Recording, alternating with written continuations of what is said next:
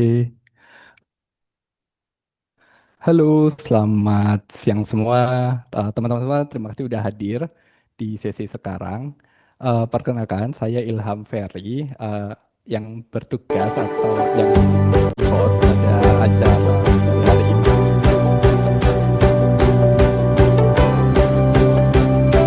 Lupa, lupa, lupa.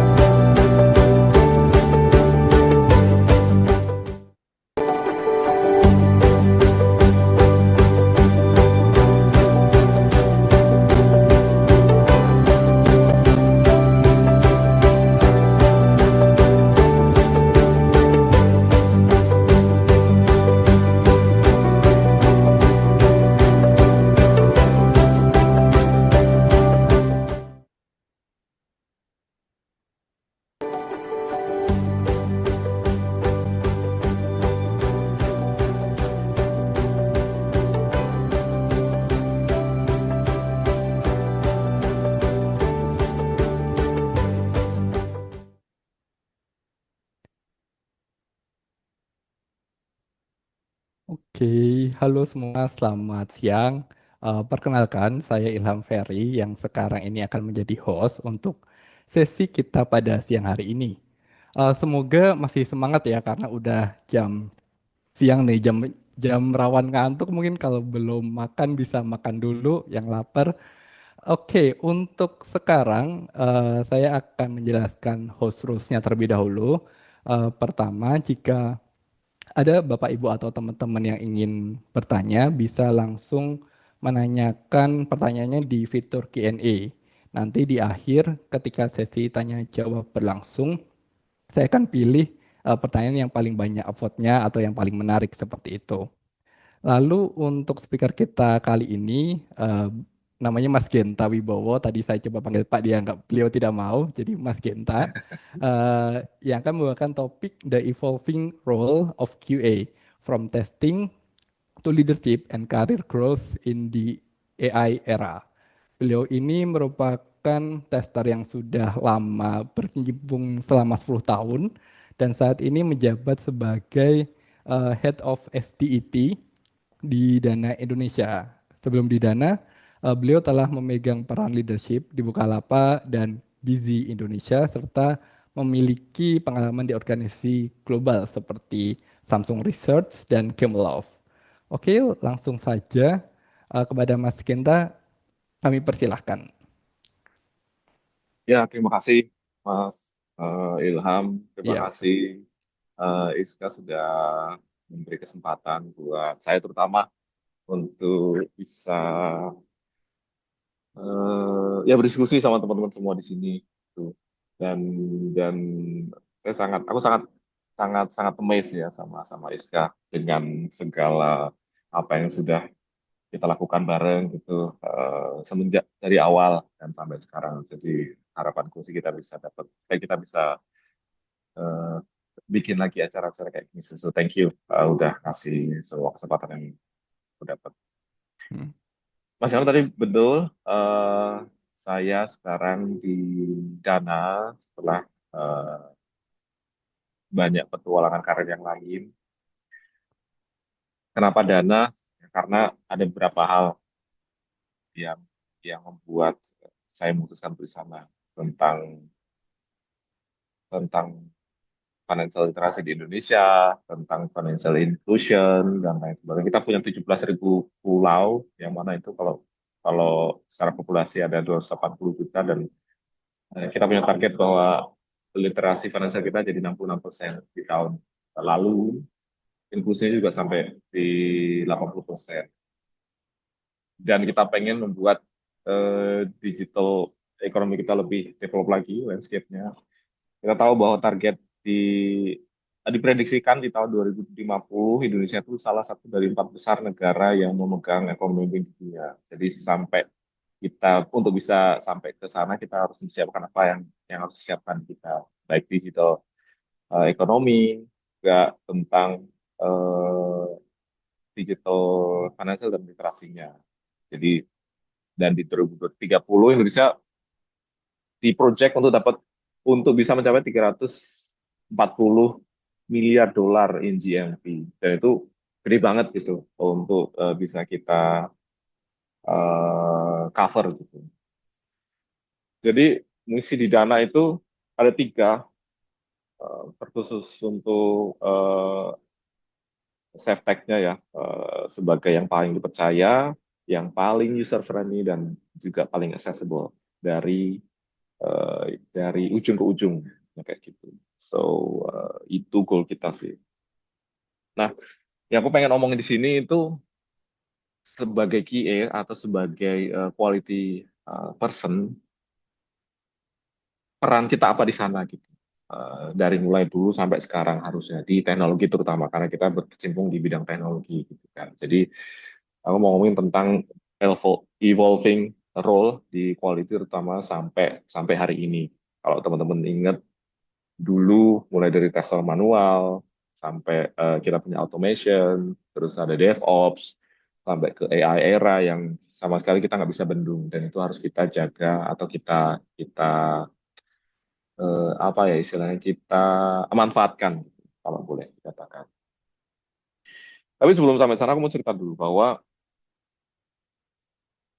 teman-teman terutama untuk yang masih fresh grade ya pasti pasti berpikir atau kayak selalu berpikir kalau nanti setelah lulus satu ini aku lulus lagi dari kerja aku harus ngapain sih. Dulu aku juga kayak gitu. Kayak lihat LinkedIn semua di-apply mulai dari perusahaan lokal sampai perusahaan interlokal internasional aku apply. Mimpiku dulu aku bisa bekerja di selam bersih yang nanti bisa jalan-jalan kemana-mana gitu kan atau yang seperti itu. Tapi ya ternyata nggak tercapai karena ya mungkin nggak cocok aja. Tapi tempo hari di Jogja ada satu perusahaan game yang itu baru buka dan itu menarik. Aku apply juga di sana, tapi nggak sebagai QA awalnya, sebagai game macam-macam sebagai game designer, sebagai programmer dan lain sebagainya. Jadi tapi ternyata di reject. eh, Akhirnya aku apply QA dan ya sampai sekarang. Jadi kalau dibilang bahwa aku milih sejak awal nggak juga sih. Jadi bisa bisa kecemplung, bisa bisa eh, ada yang bilang yaitu yang milih bukan kamu, nasibmu yang milih ya bisa juga. Gitu. Nggak ada rencana besar. Pengenku sih hidup di Jogja dengan tenang gitu kan. Kayak gitu. Tapi ternyata masih berkata lain. Nggak ada cita-cita sampai jadi ya, sampai head kah atau sampai nanti dari CV atau apa udah nggak. Buat aku udah cukup gitu gitu. Tapi yang mau aku catat adalah aku pengen teman-teman juga ngelihat bahwa kesempatan itu ada dan jangan disia-siakan gitu. Uh, dan pada akhirnya ya itu aku rasa teman-teman yang lain juga di sini ada yang seperti itu uh, yang kadang-kadang mimpinya kasus kadang-kadang but anyway bukan big deal yang penting kita bisa lakuin apa yang kita bisa lakukan terus selama sekian tahun bekerja dari perusahaan game aku pindah ke Jakarta di sebuah company yang cukup besar aku pikir di Samsung waktu itu dan tapi mulai nggak nyamannya karena tiap hari itu rasanya sama kayak repetitif aja bikin test case, execute test case-nya, terus report, diulangi lagi. Mungkin produknya berbeda, tapi polanya sama kayak gitu terus. Di satu titik aku mikir bahwa aku tuh berkembang nggak ya, secara personal, secara skill, apakah aku berkembang atau hanya ngulang pekerjaan yang sama dengan pengalaman yang mungkin lebih lama. Jadi kayak kayak gitu terus rasa-rasanya kok eh, mulai bosen gitu, mulai bosen. Dan aku yakin teman-teman juga pasti akan merasakan fase itu pada akhirnya. Gitu. Eh, ada yang benar-benar secara jujur bilang, mas aku bosan, ada yang enggak apa-apa aku kayak gini aja. Tapi satu titik pasti pasti ada rasa jenuh dan bosan. Kemudian ada tantangan baru. Eh, saya punya leader saya resign, terus tiba-tiba saya diminta untuk step up gitu, untuk menggantikan si leader ini. Jujur, waktu itu pressure-nya sangat-sangat kerasa, karena ya yang awalnya kamu sebagai dalam tanda kutip coro aja terus tiba-tiba harus handle hal yang besar yang mungkin itu di luar sama kemampuan yang belum pernah dilakukan. Pada dasarnya belum siap, masih ragu, tapi ini yang aku pikir waktu itu kayak aku bilang sebelumnya bahwa ini kesempatan yang mungkin aku harus ambil karena ini ada untuk aku coba gitu. Karena aku mikir juga kadang-kadang growth itu juga datangnya harus kamu pegang. Ibaratnya kalau kamu nyetir mobil, kalau kamu cuma berpikir bahwa aku belajar mobil lewat tutorial gitu kan, rasanya ya sampai tutorial aja gitu. Kamu harus nyetir, entah mobil, entah motor, mungkin harus jatuh, mungkin harus nabrak, jadi tahu nanti eh, kayak gimana rasanya melakukan kesalahan. Ada orang yang bilang bahwa bedanya junior sama senior, junior itu adalah orang yang tahu apa yang harus dilakukan, tapi senior itu adalah orang yang tahu apa yang seharusnya tidak dilakukan. So, so view ya Pak sebagai part of uh, experience saja perjalanan kita. Karena growth itu juga kadang-kadang datang di saat kita nggak siap, tapi growth selalu datang di saat tanggung jawabnya datang lebih dulu. Nah dari itu aku jadi ngelihat, jadi punya perspektif yang berbeda gitu terhadap GE. Karena aku pikir kok kayaknya semua lama-lama kok semua orang menganggap apapun yang didevelop itu QA harus handle semuanya gitu. Maksudnya handle semua, tapi harus bertanggung jawab terhadap segala sesuatu yang akan dideliver. Eh, Cara pandangku sih waktu itu sangat-sangat tradisional ya, bahwa yang namanya QA berarti ngetes semua, memvalidasi semuanya, menangkap semua bug sebelum rilis, em, dan itu mindset yang selalu ditanamkan untuk ketika kita di awal-awal karir, terutama di AFU gitu. Mulai dari dulu di Jogja sampai ke Jakarta dan seterusnya sampai di company-company lain beberapa kali pindah, yaitu bahwa untuk tanggung jawabmu adalah jangan sampai ada bug di production. Tanggung jawabmu adalah jangan sampai ada isu yang ada di user. Tapi bayangin, yang namanya QA-nya cuma segitu, usernya ratusan ribu bahkan jutaan, ya jelas nanti ada banyak hal yang bisa ditemukan orang yang lebih banyak. Dan jujur waktu itu saya masuk akal aja ya. Tanggung jawab kita ya seperti itu. Jadi itu yang harus dilakukan. Tapi makin sini, sistemnya makin kompleks, produknya makin gede, timnya makin cepat, rilisnya juga nggak sesederhana dulu. Model yang kayak gitu makin lama makin nggak cocok. Jadi yang namanya testing lebih banyak atau testing more itu sama dengan kualitas yang lebih tinggi itu sebenarnya jadi nggak cocok gitu. Jadi waktu kita ngelakuin transformasi, dari transformasi itu aku belajar satu hal bahwa bisa aja tim itu ngerunning atau menjalankan ribuan tes, tapi yang penting itu isunya kita nggak menyebabkan bug di production. Segolnya itu gitu, nggak ada bug yang bisa kita bisa ngereduce bug itu aja. Gitu. Caranya apakah harus menjalanin semua tes atau enggak? Nah itu yang harus dipikirkan. Kalau misalnya tes kita lebih banyak, delivery pasti makin lambat. Kalau semua tim bergantung sama QA untuk menjaga kualitas, pasti developernya akan berhenti untuk own the quality gitu, karena mereka berpikir bahwa oh ada QA ini jadi nggak masalah. Gitu. Makanya besok aku sadar bahwa ya testing lebih banyak itu sebenarnya bukan jawabannya. Gitu. Nah kita harus waktu itu harus pikir cara gimana caranya agar kita bisa improve ini, tapi dengan cara yang mungkin lebih efisien. Em, Makanya waktu itu kita tekankan satu mindset bahwa QA nggak harus mengetes semuanya, nggak harus tes semuanya gitu. Karena kalau kita melakukan itu, baik lagi aku bilang itu nggak efisien. Mungkin waktu itu kontroversi, sekarang mungkin juga masih kontroversi gitu di beberapa kalangan teman-teman di kalangan QA terutama, atau bahkan di kalangan teknologi, baik dengan developer ataupun dengan engineering secara keseluruhan. Tapi aku selalu percaya bahwa kita nggak perlu tes semuanya. Kita nggak perlu tes semuanya. Karena tujuan QA itu bukan aktivitasnya, bukan aktivitas melakukan testingnya dan seterusnya. Tapi tentang confidence level kita. Confidence level itu berangkat dari quality yang sudah kita siapin. Dan kalau kita bisa bangun ownership dari developer, requirement-nya jelas, automation-nya kuat, risk manajemennya juga baik, maka QA harus bisa fokus di area QA bisa fokus di area yang lebih penting atau yang paling penting.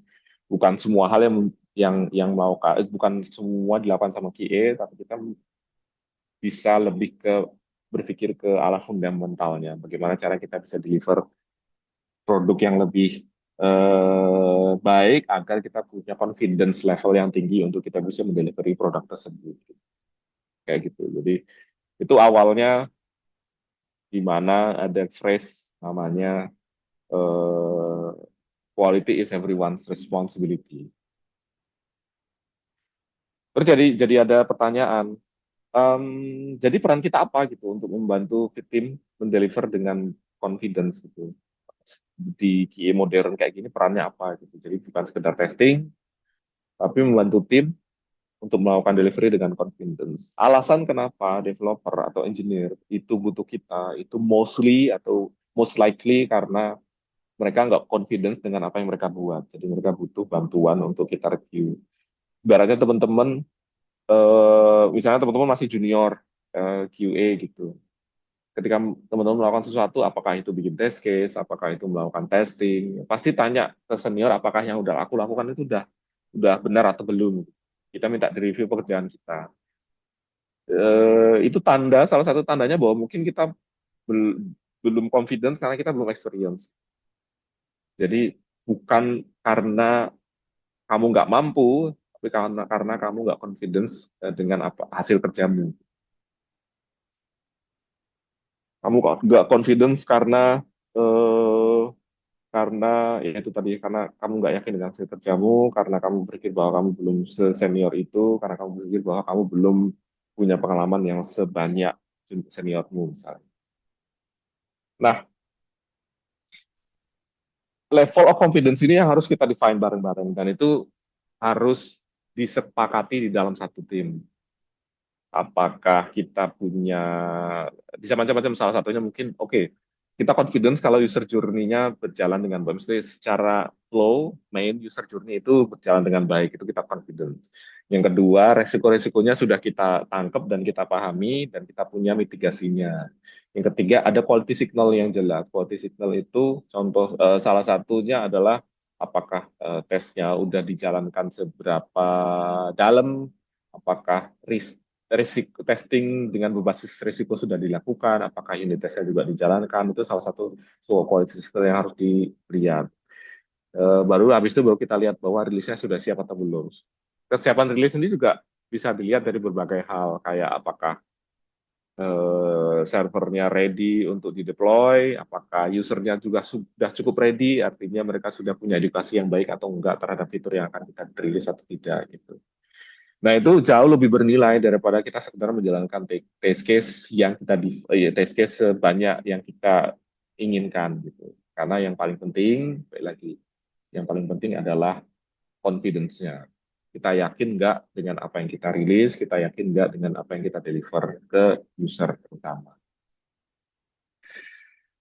Um, so, dari sini kita tahu bahwa, dari sini aku tahu bahwa kita harus evolusi gitu. Kita harus melakukan improvement dari apa yang kita punya sekarang, karena kalau kita hanya sekedar melakukan tes seperti yang sebelumnya kayak tes manual aja, baik lagi itu dari kita juga secara growth juga nggak berkembang, secara role juga itu tidak berkembang juga gitu, karena pada dasarnya ya gitu-gitu aja, padahal teknologi kan selalu berkembang. Kalau dulu kita cuma punya PHP misalnya kalau di zamanku, atau paling paling mentok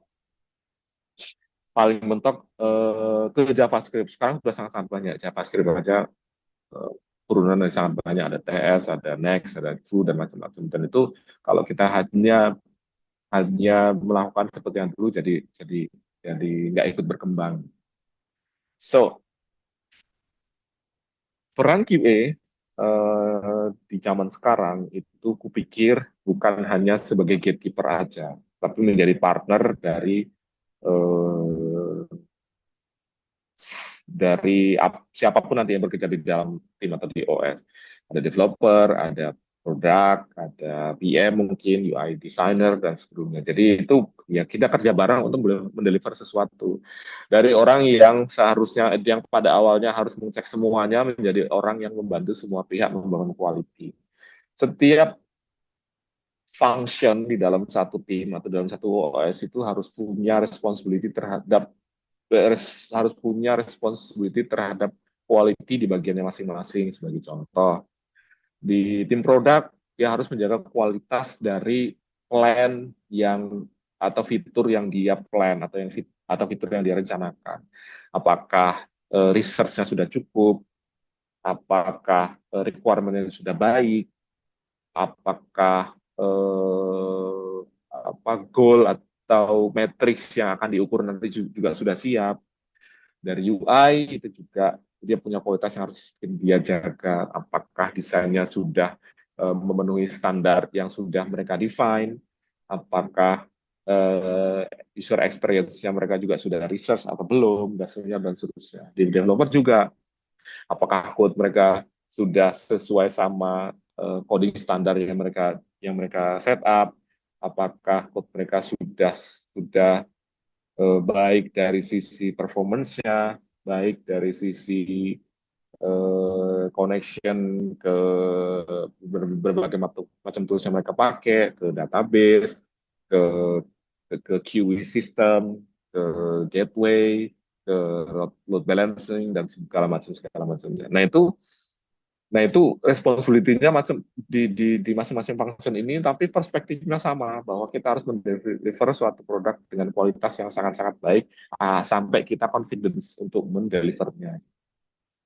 Nah, gue itu jadi tugas kita untuk mengenable itu, untuk mereka tahu responsibility mereka masing-masing, untuk mereka tahu apa yang harus mereka deliver agar muaranya baik.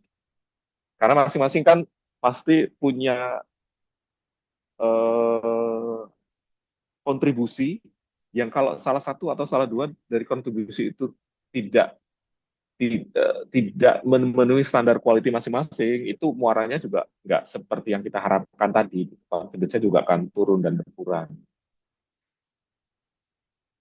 Jadi buat aku Kio yang baik itu bukan Kio yang bekerja sendirian, yang dia memberikan hasil tes atau hasil terhadap pekerjaannya, tapi orang yang terhubung dengan semua pihak yang bisa mengeluarkan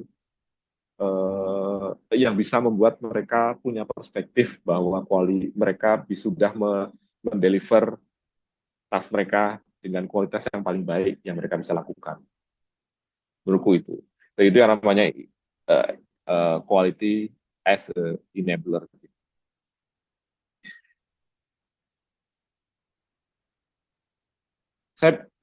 Aku pengen ngasih satu perspektif, terutama teman-teman nanti ketika mungkin sudah ada yang jadi as a team leader atau sebagai manager atau sebagai head.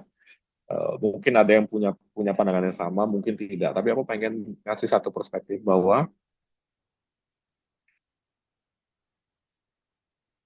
leadership yang kurang baik menurutku adalah lead yang selalu berpikir bahwa menambah testing time atau menambah orang atau menambah test case itu adalah leadership ya elit yang kupikir masih belum bisa berpikir secara strategis. Yang lead yang strategis itu selalu berpikir gimana caranya kita membuat proses kita lebih baik agar kita baik lagi ke yang awal tadi, agar kita melakukan hal yang cukup tapi kita punya impact yang besar. Hal yang cukup tapi kita punya impact yang besar. Dan yang diperbaiki bukan menambah tapi mengubah proses kita agar bisa mendeliver yang lebih baik dengan sistem yang lebih efisien atau proses yang lebih efisien.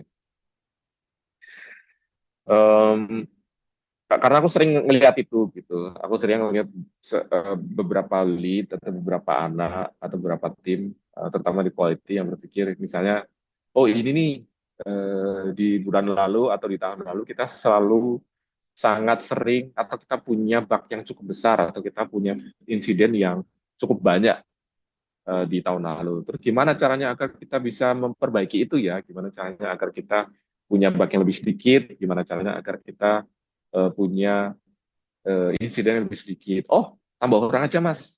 Oh, kita tambah aja testingnya jadi dari 2 hari ke 5 hari mas. Jadi kita bisa lebih lama gitu. Wow, buat aku enggak seperti itu kayak aku tadi bilang. Sistemnya, prosesnya harus diperbaiki. Contohnya kayak gini. Banyak dan sering kali yang terjadi adalah bahwa oh karena rekrutmennya nggak jelas gitu. Oh ya berarti proses rekrutmennya harus diperbaiki. Bahkan terlambat ditemukan berarti kualitinya harus lebih awal. Regresinya nggak stabil berarti eh, apa namanya eh, strategi otomasinya harus diperbaiki. Insiden berulang berarti ownership engineering-nya harus diperbaiki. Jadi hal-hal itu harus diperbaiki. Nah kalau sekarang gimana sih dengan AI yang sangat-sangat bertubi-tubi? Aku yakin kita aku sendiri overwhelmed bahwa bahwa yang datang itu mesti kita baru belajar satu yang lain sudah muncul yang udah muncul tiga dan seterusnya dan seterusnya jadi harus harus pinter-pinter gimana caranya agar kita bisa melihat satu untuk kita fokuskan apa yang bisa kita ambil untuk kita bisa improve apa yang kita punya gitu. Tapi kalau teman-teman berpikir bahwa oh enggak dengan itu mereka teman-teman takut bahwa nanti aku digantikan nih apa role-nya dengan AI. Aku pikir itu jadi salah satu pemikiran yang teman-teman harusnya nggak punya gitu. Justru gimana cara kita manfaatin gitu. Sekarang AI sudah bisa membuat test case sendiri, sudah bisa menulis automation code sendiri, sudah bisa menganalisis failure, sudah bisa melihat PRD-nya sudah baik atau belum gitu. Nah, itu kita manfaatin aja gitu.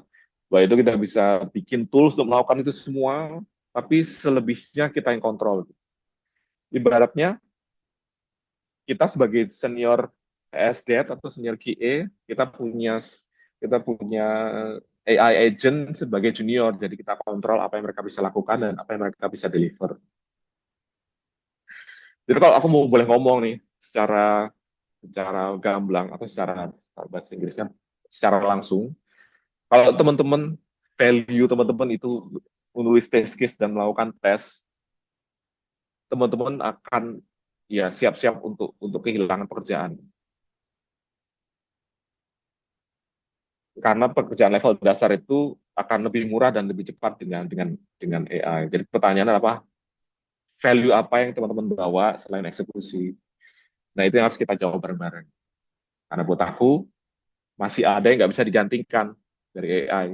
AI nggak bisa menggantikan judgement kita, justifikasi. AI juga nggak bisa menentukan apa yang paling penting terhadap produk yang sedang kita deliver atau sedang kita develop. AI juga nggak bisa menggantikan influence. AI juga nggak untuk bisa menyatukan pihak dengan tujuan yang sama, nggak bisa menjadi enable.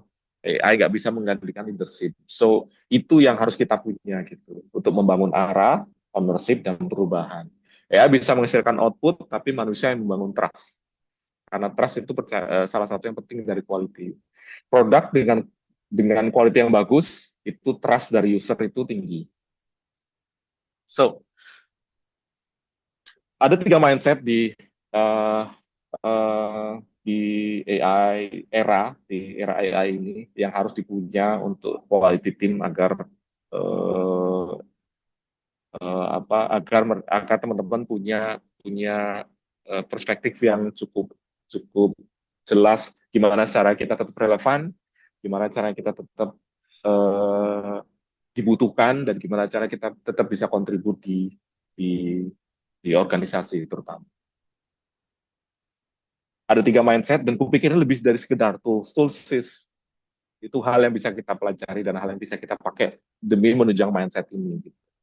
Jadi think in confidence, bukan test case-nya, tapi bagaimana kita menghasilkan, mendeliver satu produk dengan confidence, bagaimana kita rilis dengan aman, bukan bagaimana bukan berapa banyak tesis yang bisa kita jalankan. Enable others, gimana caranya kita bisa membantu developer untuk punya ownership quality, dan membantu produk untuk bisa berpikir lebih jelas. Bukan semua tanggung jawab ke teman-teman, tapi membuat mereka punya rasa uh, owners mereka punya ownership untuk bisa kontribut lebih baik terhadap yang di deliver. sesuai dengan perspektif mereka dan membantu tim untuk mencegah masalah lebih awal. Memajukan preventif di awal. Kemudian untuk lead the quality, karena walaupun tanpa titel, walaupun teman-teman bukan bukan sebagai leader di tim teman-teman, tapi teman-teman harus bisa menginfluence, harus bisa menentukan standar, dan harus bisa membuat sistem yang lebih baik secara proses di organisasi teman-teman, atau terutama di apa namanya di tim teman-teman sendiri. Jadi menurutku jangan jadi orang yang cuma ngetes saja, tapi jadi orang yang bisa memberikan confidence di dalam tim. Masa depan kita bukan semakin kecil, justru makin besar. Tapi ini butuh kita untuk berevolusi dari sisi role dan dari sisi personal. Jadi, baik lagi aku bilang, jangan jadi orang yang hanya ngetes, jadilah orang yang bisa ngasih confidence, bisa menginfluence untuk tim Anda, untuk leadermu, untuk customer, dan untuk produk yang teman-teman deliver. Jadi menurutku itu masa depan dari KIU. Terima kasih. Itu yang bisa saya sampaikan. Mas Ilham. Oke Mas Genta, thank you banget. Sesinya keren sih, insight-nya juga macam-macam ya tadi dari awal karirnya ternyata kecemplung juga, terus leadership juga ternyata didorong gitu kan, belum siap tetap harus join. Oh ya di sini Iya. Q&A teman-teman yang mau tanya boleh juga ya. Bentar, ini ada dari Mas Hanif. Mhm. Hmm, saya setuju sih Kak dengan statement bahwa testing more itu nggak sama dengan high quality. Jadi, kita tidak perlu tes semua fitur, tapi lebih ke confidence level. Tapi gimana Ya. case-nya kalau misal kita diminta untuk bikin 1000 test case tiap sprint? Hmm. Yang Ya. notabene kalau di satu test case dites berulang-ulang, dan itu Mhm. nggak possible dilakukan, apalagi waktunya cuma 10 hari.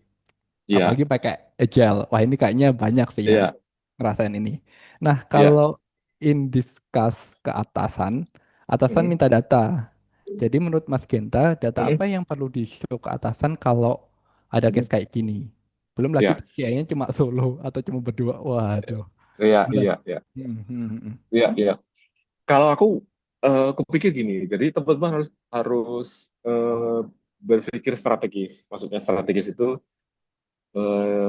ya pasti mereka, kenapa kok mereka minta bahwa kamu harus running 1000 test case itu? Baik lagi bahwa mereka nggak confidence bahwa dengan kita melakukan hal yang sedikit itu bisa menghasilkan, eh, itu bisa membuat produkmu aman gitu. Itu mereka nggak fit confidence. Jadi teman-teman harus cari cara Hmm. bagaimana untuk bisa melakukan itu. Aku kasih contoh gini. Di timku pernah pernah di challenge kayak gitu, sama sama sama counterpart functionnya, sama produk, sama developer gitu. Terus apa yang dilakukan? Dia melakukan ini. Dia lihat setahun ke belakang isu apa yang paling banyak terjadi dan di mana. Jadi dia kelompokkan isunya, terus dia lihat isunya biasanya terjadi di mana. Pertama. Kemudian yang kedua dia bikin eh, tiring fitur. Jadi mana fitur yang paling penting sampai yang less important. Maksudnya bukan nggak penting, tapi ada yang priority fitur sampai dari 1 sampai 3 atau sampai 4 gitu. Nah, dia bikin kayak contohnya gini, kalau karena aku di Dana, berarti yang penting bagi Dana itu tentang pembayaran, transfer, dan lain sebagainya tentang money movement. Yang kedua, tier 2 apa? Tentang user, keamanan data, login dan segalanya. Yang ketiga itu fitur yang lain, kayak misalnya tentang inbox, tentang sosial fitur dan lain sebagainya. Jadi kita punya tiring dari yang the most important things. Kalau misalnya itu terjadi sesuatu, impact-nya sangat-sangat besar gitu. Buat kita, buat user dan buat stakeholder misalnya. Nah itu yang kedua. Yang ketiga, dia bikin yang namanya use case mapping. Use case mapping ini eh, cara kita untuk tahu bahwa satu atau dua changes dari developer yang dilakukan sama developer itu akan impact ke fitur mana aja. Sebagai contoh, kalau aku karena aku di Dana aku ambil contoh Dana. Kalau misalnya ada fitur, ada perubahan fitur atau improvement fitur di eh, di cara kita login, sorry, enggak kelihatan. Di cara kita bayar misalnya. Ada satu penambahan payment channel contohnya. Ada satu penambahan payment channel. Nah, fitur-fitur apa yang terkait sama payment channel ini gitu. Ya mungkin fitur pembayaran, mungkin fitur pembelian pulsa, mungkin fitur pembelian emas, mungkin fitur yang lain yang menggunakan menggunakan payment channel fitur ini gitu. Salah satu payment channel. Jadi itu kita mapping, setiap fitur kita mapping kalau ada perubahan ini impact-nya bisa kemana aja. Jadi kita punya mapping satu fitur akan bisa perubahan satu fitur bisa mengimpact fitur yang mana, tapi perubahan satu fitur ini bisa terdampak dari perubahan fitur yang mana aja. Nah itu dia bikin kayak gitu, terus dia bikin matrix, terus diajukan bahwa kalau kamu perubahan fitur ini akan aku tes berdasarkan tiga hal yang tadi. Mana yang paling sering? Kalau misalnya itu paling sering tahun lalu itu cukup banyak isu atau insiden atau bug, ya kita akan tes fitur-fitur ini aja. Yang kedua juga kayak gitu soal apa tadi tiring tadi, terutama risk based testing. Risiko yang paling besar itu didahulukan. Yang kedua baru use case mapping, apa namanya mapping tesis mana aja yang harus dilakukan terhadap perubahan yang mungkin itu nggak related sama sekali terhadap fitur yang akan diubah. Jadi itu yang dilakukan terus kita dirangkum ini yang harus kita lakukan terus dia dia kasih ini terus kita bisa kasih apa namanya jaminan bahwa kita nggak perlu 10 hari kita bisa lakukan ini 5 hari tapi resikonya kita bisa turunkan sampai sekian level gitu. Dan dia minta itu juga, demi kita bisa melakukan ini yang harus kamu lakukan. Kamu harus deliver tepat waktu, kamu harus bisa menyediakan PRD yang lengkapnya kayak gini. Jadi itu yang di challenge gitu. Agar ya he make the case intinya kayak gitu. Gitu loh. Jadi memang harus menyiapkan data dan berpikir strategis kayak gitu sih kalau menurut. Oke, Gitu. Mas mantap siapa banget. tadi? Mas Itu siapa tadi dari namanya? Mas Hanif. Mas Mas Hanif Hanif ya. Rahmatullah. Mm-mm. Iya. Ya. Oke. Eh, Mungkin itu aja. Makasih Mas Genta udah Mm-mm. memberikan insight-nya. Terima kasih atas jawabannya juga. Nanti untuk teman-teman yang pertanyaannya belum terjawab secara online, mungkin nanti Mas Genta bisa menjawabnya lewat tulisannya ya, seperti itu ya. Oke, Boleh, boleh. sekian dari ya. Oke, sekian dari saya. Terima kasih. Sampai jumpa di sesi selanjutnya. Bye-bye semua. Makasih Mas Genta. Thank you.